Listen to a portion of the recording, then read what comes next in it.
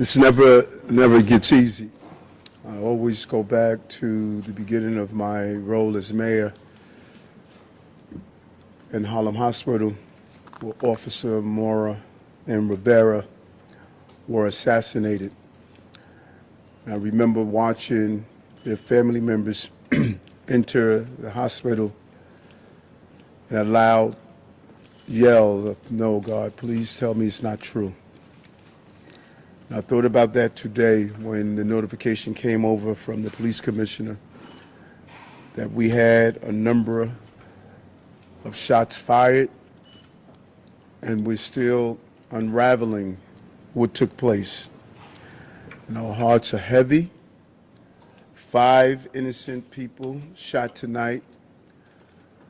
We lost 4 souls to another senseless act of gun violence, including a member of the New York City Police Department, Officer Islam.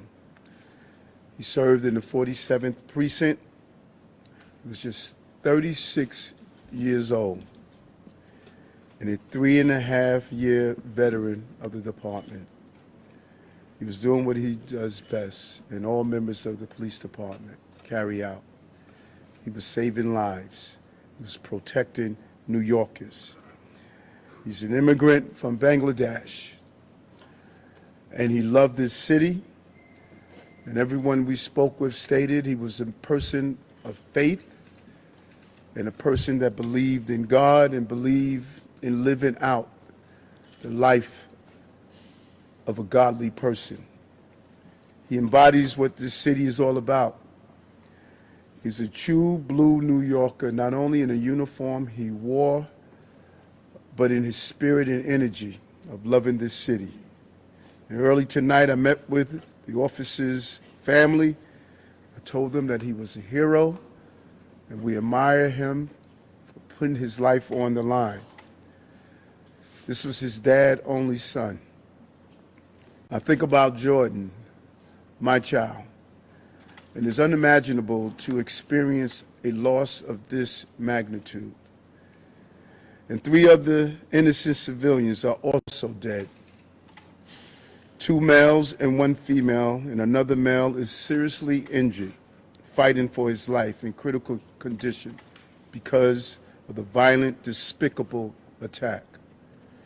Additionally, the shooter is dead of an apparent self-inflicted gunshot wound. To be clear, 6 total tonight died, 1 including the perpetrator. And I'm sorry, 6 total was shot tonight, 1 including the perpetrator. No words can describe this act of evil, a man who takes the life of others who are innocent. And no words can fill the void that has been left by this tragedy. Our hearts break for the families and friends of the victims. We pray for the swift and safe recovery of the injured. The horrific crime reminds us all how easy it is to gain access to a gun. Gun violence has scarred so many neighbors and ripped apart too many families across this entire country. We will continue the fight to do all we can to protect our city. But tonight we mourn for those who were killed, and we pray for the families as they go through this painful moment. And as I stated, 5 innocent people were shot, and the perpetrator was shot. We will continue to do what we do as a city, and that's fight to protect innocent New Yorkers. At this time, I'm going to turn it over to the Police Commissioner of the City of New York, Commissioner Tisch. Thank you, sir. The information that I'm about to provide is preliminary and subject to change. At 6:28 p.m., the 911 call center started receiving multiple 911 calls for an active shooter inside of 345 Park Avenue at 52nd Street in Manhattan. What happened next is under an active investigation, and details are still coming in, but here's what we know so far. Surveillance video shows a male exit a double-parked black BMW on Park Avenue between 51st and 52nd Streets, carrying an M4 rifle in his right hand. He walks towards the building's entrance. That individual was seen exiting the BMW alone. The building's security camera footage shows the shooter enter the lobby, turn right, and immediately open fire on an NYPD officer. He then shoots a woman who took cover behind a pillar and proceeds through the lobby, spraying it with gunfire. He makes his way to the elevator bank, where he shoots a security guard who was taking cover behind the security desk. One additional male is shot in the lobby, per his own statement from the hospital. The shooter then calls the elevator, which opens in the lobby. A female exits that elevator, and he allows her to walk past him unharmed. He goes up to the 33rd floor, which is route and management, and begins to walk the floor, firing rounds as he traveled. One person was struck and killed on that floor. He then proceeds down a hallway and shoots himself in the chest. In total, we have 5 victims shot, our officer and 4 other innocent civilians, plus the shooter. The shooter is believed to be Shane Tamora, a 27-year-old male with a Las Vegas address. The vehicle he exited is registered in Nevada to Mr. Tamora. Inside of that vehicle, officers found a rifle case with rounds, a loaded revolver, ammunition, and magazines, a backpack, and medication prescribed to Mr. Tamora. The vehicle was searched by our bomb squad and found to be clear of any explosives.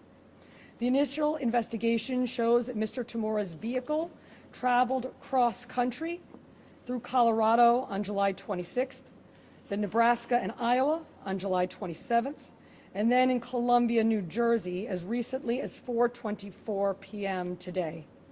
The vehicle entered New York City shortly thereafter. According to our law enforcement partners in Las Vegas, Mr. Tamora has a documented mental health history. His motives are still under investigation, and we are working to understand why he targeted this particular location. 345 Park Avenue is a commercial office building whose tenants include the NFL, Root and Management, KPMG, and Blackstone. At this time, 4 of the 5 victims are deceased, including our NYPD cop. Our officer was transported here to New York Presbyterian along with 1 male civilian, the lone shooting survivor, who is in critical but stable condition at this time. 2 other civilians, 1 male and 1 female, both deceased, were brought to Bellevue. The 4th civilian is a female who was found dead on the 33rd floor of the location. Additionally, there are 4 other victims being treated for minor injuries sustained in their attempts to flee the scene. Victims' names are being withheld at this time, pending family notification. Officers from our Special Operations Division are currently conducting a secondary sweep of the entire building. I want to be very clear. We believe this to be a lone shooter, and there is no longer an active threat to the public. But today, 4 innocent victims are dead. Among them is NYPD police officer Didarul Islam, 36 years old, 4 years on the job. Officer Islam was married with 2 young boys, and his wife is pregnant with their 3rd child. He's assigned to the 4-7 precinct in the Bronx. He was doing the job that we asked him to do. He put himself in harm's way. He made the ultimate sacrifice, shot in cold blood, wearing a uniform that stood for the promise that he made to this city. He died as he lived, a hero. I want to extend my profound sympathies to all of the victims and their families, and to the brave NYPD cops who today lost a brother. There are still many questions that we have to answer, and we will answer them. But for now, our city is in mourning for the innocent lives lost. May their memories be a blessing. Pat.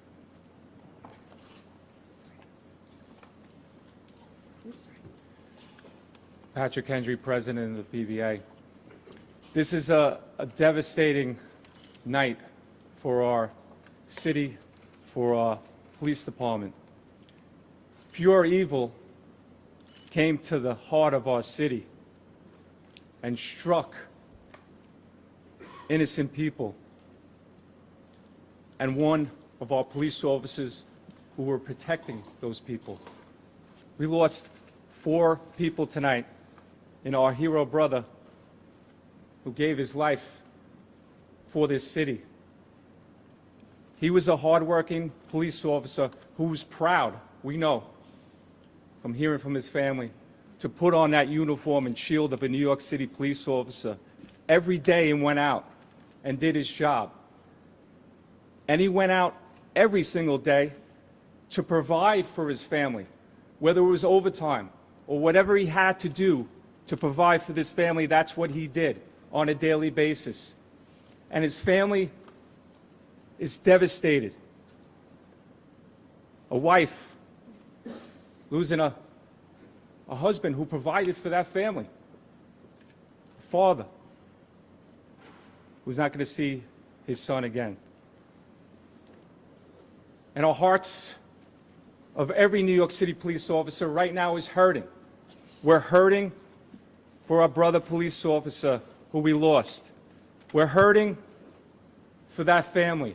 We're hurting for all the victims and hurting for all the families of the victims. And we're all asking, why? Why did pure evil come here? And we know our police department and our law enforcement partners will work tirelessly to get those answers. But now our job as police officers is to be there for this family, to support them in any way that we can, to come together as a city, to be there for these families of the victims. And we will continue to do that, because that's what New York City police officers do.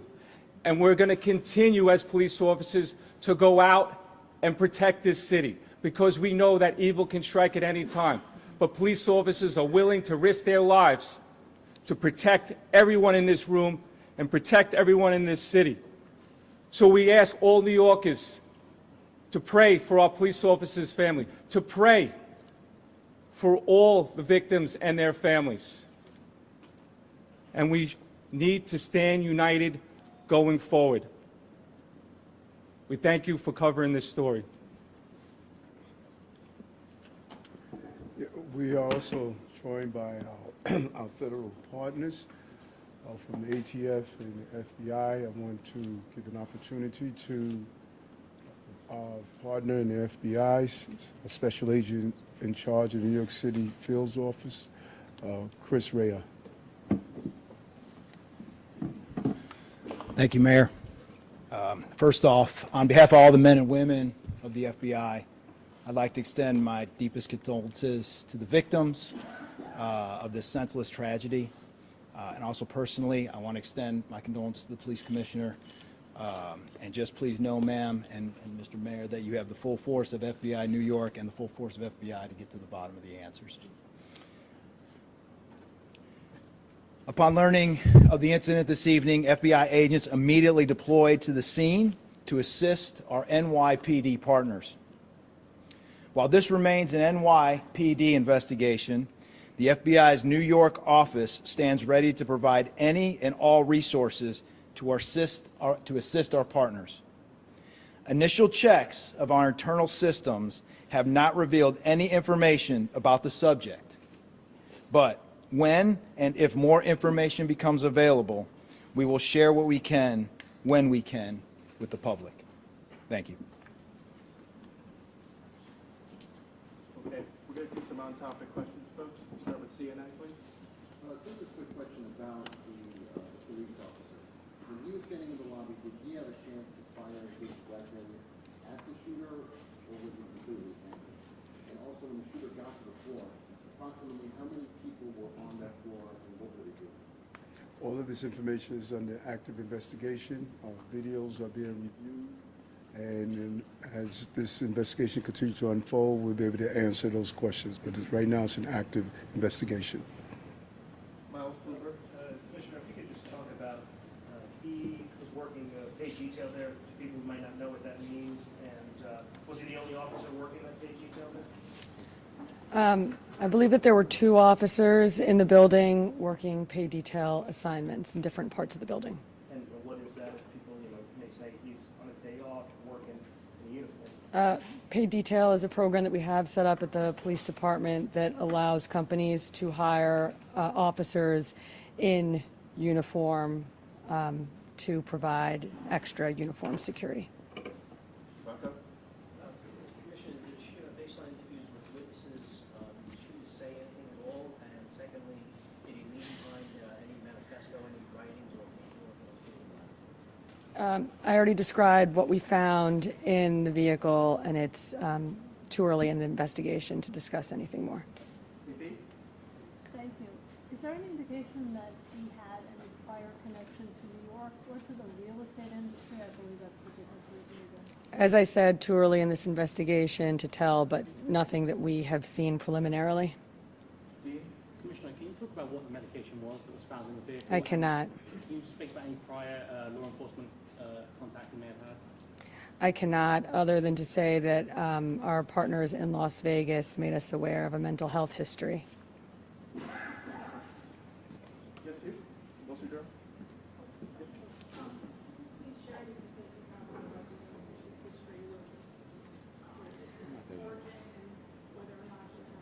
Just what I said already. It was an M4 rifle, and we also found a revolver in the vehicle with ammunition and magazines.